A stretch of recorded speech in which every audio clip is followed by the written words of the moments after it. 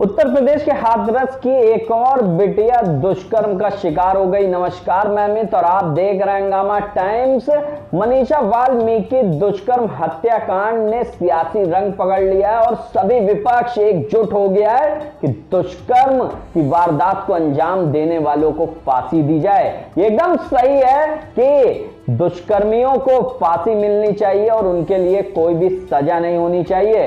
तो वहीं पर बसपा सुप्रीमो और विपक्ष ने एक होकर दुष्कर्म पीड़िता के लिए न्याय की मांग की। उत्तर प्रदेश के मुख्यमंत्री योगी आदित्यनाथ से डालते हैं सर्वेश अंबेडकर के एक बड़े बयान पर नजर, जहां उन्होंने बताया किस तरह से मनीषा वाल्मीकि के साथ में दुष्कर्मियों ने वारदात को अंजाम दिया और दर्दनाक मौत दी देश की बिटिया को।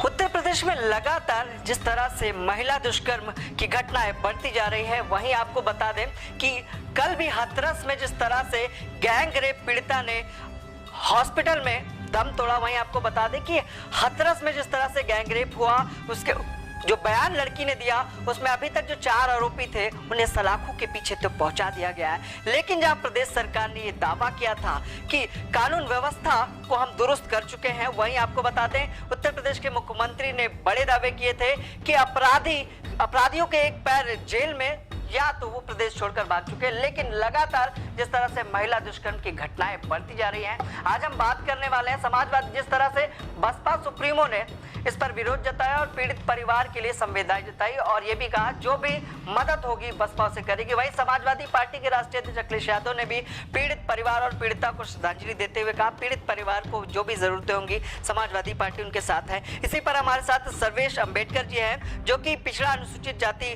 के प्रतिनिधित्व में है, जिनसे जानते हैं कि आखिर किस तरह का विरोध है जहां पर एक दलित समाज की बेटी के साथ गैंगरेप हुआ। यूं कहें लगातार हर वर्ग की बेटियों के साथ दुष्कर्म हो रहा है, चाहे वो नाबालिग हो, चाहे वो 80 साल की बुजुर्ग महिला क्यों ना। आइए जानते हैं कि किस तरह का आक्रोश है और पीड़ित परिवार के साथ किस तरह की संवेदना है समाजवादी पार्टी की।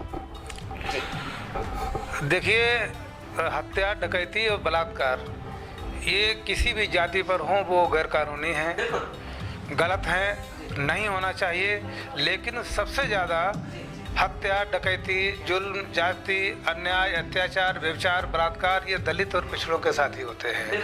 उसके पीछे सीधा सा कारण ये होता है कि उनका प्रशासनिक और शासन में उनकी पकड़ नहीं होती है, उनकी पहुंच नहीं होती, उनकी बैकिंग नहीं होती है।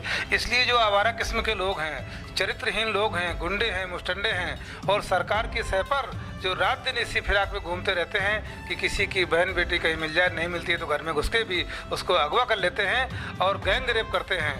आज जो घटना हुई है रात 3 बजे, जो मनीषा वाल्मीकि ने दम तोड़ दिया है जिंदगी और मौत से जूझते जूझते, वो उस घटना ने पूरे देश को शर्मसार कर दिया है। जिस तरह से एक निर्ममता दिखाई गई कि उसकी जीभ काट दी गई, उसका गला घोटने का प्रयास किया गया, आखिर किस तरह का आक्रोश और सजा क्या होनी चाहिए इन लोगों की? देखिए, वो घटना ऐसी हुई है, उसको सुन के और पढ़ के ही रोंगटे खड़े हो जाते हैं। रेप करने के बाद लोग गला दबा देते हैं, पेट फाड़ देते हैं, गर्दन काट देते हैं, उसकी रीढ़ की हड्डी तोड़ दी गई, जुबान काट दी गई और इतनी तो बीभत्स घटना कभी देखने को ही नहीं मिली। मुझे लगता है शायद पहली घटना हो गई है। तो इससे सारा देश हतप्रभ है और आज जो जिसने दम तोड़ दिया है उससे सारा देश स्तब्ध है और विरोध है बड़े पैमाने पर। सोशल मीडिया, इलेक्ट्रॉनिक मीडिया और प्रिंट मीडिया के माध्यम से लोग अपना विरोध दर्ज कर रहे हैं और विरोध तो आज से शुरू होगा। हम सरकार चूंकि जब से भारतीय जनता पार्टी को उत्तर प्रदेश में बनी है, कानून व्यवस्था नाम की चीज़ नहीं है। गुंडे और मवाली सड़कों पर आ गए हैं, भले और शांतिप्रिय लोग हैं वो घर के अंदर दुबक गए हैं। एक तो सरकार ने अपने गुंडों, जो सरकार ये ऐलान करती है, दम भरती है कि गुंडे और मवाली नजर नहीं आएंगे। अगर आज कोई सड़क पर नजर आ रहा है तो केवल गुंडे और मवाली नजर आ रहे हैं। शांतिप्रिय लोग, इज्जतदार लोग किसी तरीके से इज्जत बचा के घर में दुबके हुए हैं।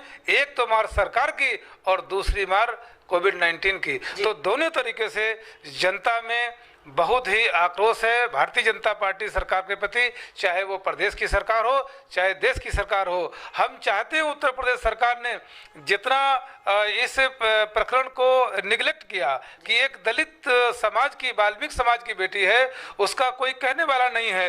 ये निर्भया नहीं है जो अपर कास्ट की बेटी हो। चारों इस घटना को अंजाम देने वाले सवर्ण क्लास के लोग थे, कोई दलित और पिछड़े समाज के लोग नहीं थे। तो उनको ये भी मालूम है कि इस देश की पार्लियामेंट में, इस देश की विभिन्न विधानसभाओं में इसके लिए विरोध की आवाज कोई नहीं गूंजेगी, कोई बोलने वाला नहीं है, चाहे जितनी बड़ी घटना हो जाए। तो इसलिए मुझे शर्म आती है और मैं निंदा करता हूं कि भारतीय जनता पार्टी का अगर इकबाल बुलंद होता, इस सरकार का लॉ एंड ऑर्डर मेंटेन होता, तो इस तरह की एक भी घटना नहीं होती। आपको क्या लगता है जिस तरह से केंद्र सरकार ने फास्ट ट्रैक कोर्ट बनाया है महिलाओं की सुनवाई के लिए, क्या लगता है इस बच्ची को क्या न्याय मिल पाएगा और किस हद तक, कितनी जल्दी मिल पाएगा? फास्ट ट्रैक कोर्ट का क्या असर होगा? देखिए, ये सब सरकारी तोते होते हैं, ये सरकार के हिसाब से चलते हैं। मुझे तो कोई उम्मीद नहीं नजर आती है उन चार को। मैं तो ये देखना चाहता हूं कि जो चारों अभियुक्त जो जेल में गए हैं उनके आज अब लड़की ने दम तोड़ दिया है। भारतीय जनता पार्टी की सरकार, उत्तर प्रदेश के मुख्यमंत्री माननीय योगी आदित्यनाथ जी से मैं आग्रहपूर्वक निवेदन करता हूं कि अगर आप जुल्म, जातीय अन्याय, अत्याचार के खिलाफ हैं तो आज रात में ही उन चारों अपराधियों के घर की कुर्की की जाए, उनके घर ध्वस्त किए जाए और कड़ी कड़ी सजा दी जाए।